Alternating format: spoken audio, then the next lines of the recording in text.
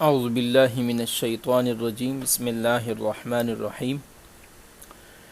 معزز خواتین و حضرات، السلام علیکم ورحمۃ اللہ وبرکاتہ۔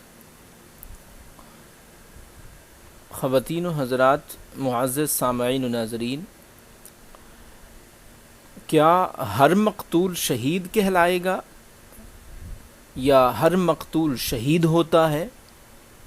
آج کل شہید کی اصطلاح اتنی ارزاں ہو گئی ہے کہ ہر کس و ناکس کو شہید کے لقب سے نوازا جاتا ہے اور اس کا وہ مقام و مرتبہ سمجھا جاتا ہے جو قرآن و حدیث میں شہید کا بیان کیا گیا ہے، جبکہ صحیح بات یہ ہے کہ شہید حقیقی ہوتا کون ہے، پہلے یہ تو جان لیں۔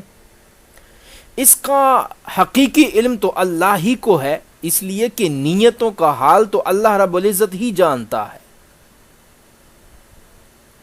لیکن ہر عمل اور نیکی کی طرح شہادت کی قبولیت میں بھی اخلاص اور للہیت اور نیت کا بڑا عمل دخل ہے۔ صحیح بخاری کی پہلی اور مشہور حدیث ہے، انما الاعمال بالنیات، اعمال کا دار و مدار نیت پر ہوتا ہے۔ شہادت یعنی اپنی جان قربان کرنے کی قیمت بھی اللہ کے ہاں اسی وقت ہے جب وہ اللہ کی رضا کے لیے اور اللہ کے راستے میں ہو۔ کئی صحیح اور صریح روایات موجود ہیں۔ ایک طویل حدیث ہے جس میں سیدنا ابو ہریرہ رضی اللہ تعالی عنہ یہ ارشاد نقل کرتے ہیں، قیامت کے دن لوگوں میں فیصلے کے لیے سب سے پہلے جس شخص کو بلایا جائے گا وہ شہید ہوگا۔ اسے اللہ کی نعمت گنائی جائیں گی، وہ پہچان لے گا اور اعتراف کرے گا۔ پھر اللہ تعالیٰ دریافت فرمائے گا، کیا تم نے اس کا حق ادا کرنے کے لیے کچھ کیا؟ وہ کہے گا، میں نے تیرے راستے میں جہاد کیا، اپنی جان قربان کر دی۔ اللہ رب العزت فرمائے گا کہ تم جھوٹ بولتے ہو، تمہارا مقصد تو یہ تھا کہ لوگ تمہیں بہادر کہیں، بس یہ مقصد تو دنیا میں پورا ہو گیا، پر اس کے بارے میں حکم ہوگا کہ اسے منہ کے بل گھسیٹ کر جہنم میں ڈال دیا جائے۔ مسلم میں یہ حدیث مبارکہ موجود ہے۔ گویا سب سے پہلے جہنم میں داخل ہونے والا شخص ریاکار شہید ہوگا، جو نیت کے کھوٹ کی وجہ سے شہادت کے اعزاز و اکرام سے محروم ہو کر جہنم رسید ہوگا۔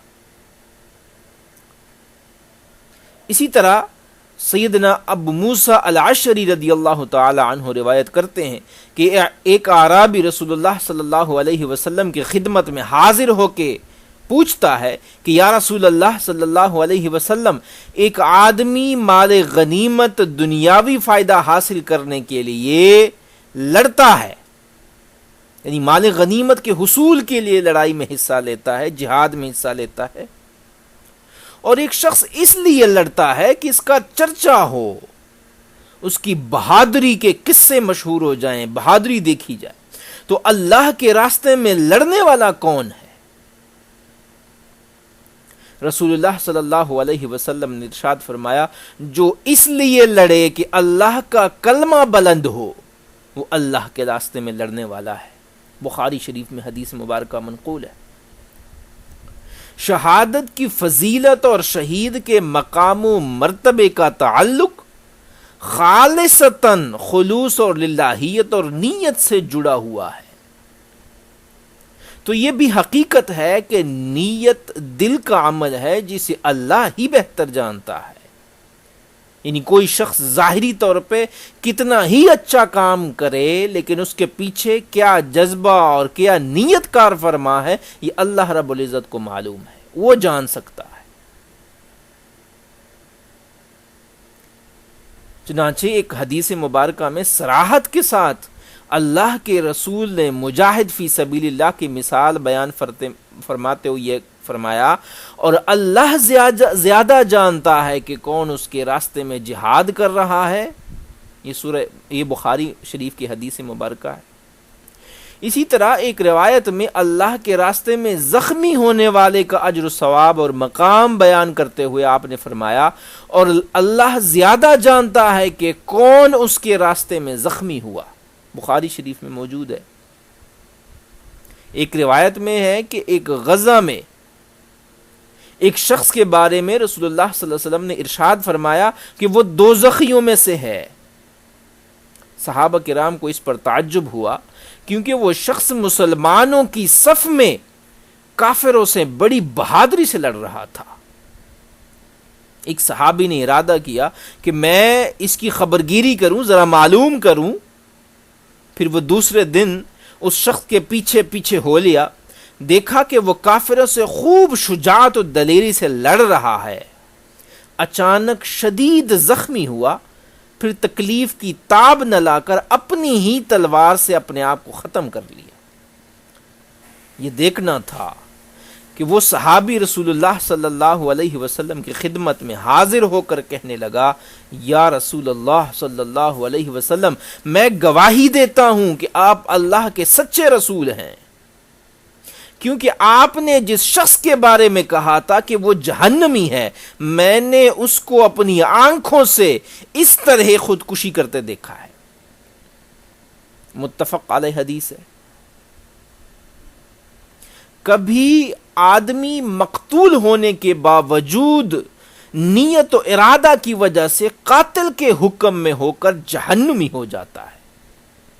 اس کے بارے میں بھی حدیث مبارکہ ملاحظہ کیجئے، رسول اللہ صلی اللہ علیہ وسلم نے ارشاد فرمایا، جب دو مسلمان اپنی تلواروں سے باہم مد مقابل ہو جائیں، پھر ایک دوسرے کو قتل کر دے تو قاتل اور مقتول دونوں جہنمی ہیں۔